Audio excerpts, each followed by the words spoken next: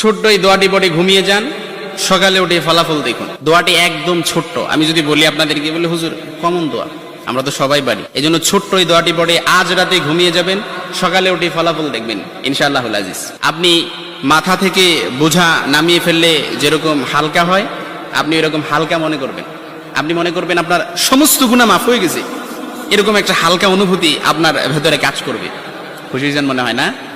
এই জন্য আমরা যদি ছোট্ট এই দোয়াটি পড়ে আজ রাতে ঘুমাতে পারি, সকালে উঠে ফলাফল দেখবো ইনশাআল্লাহুল আজিজ।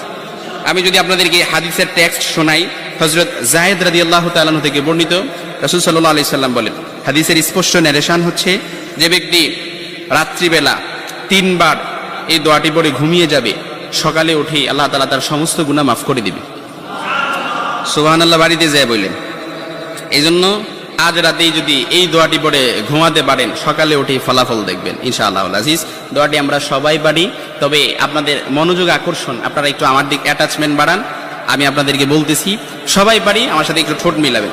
আস্তাগফিরুল্লাহাল্লাযী লা ইলাহা ইল্লা হুয়াল হাইয়ুল কাইয়্যুম ওয়া আতুবু ইলাইহি লা হাওলা ওয়ালা কুওয়াতা ইল্লা বিল্লাহিল আলিয়্যিল আযীম।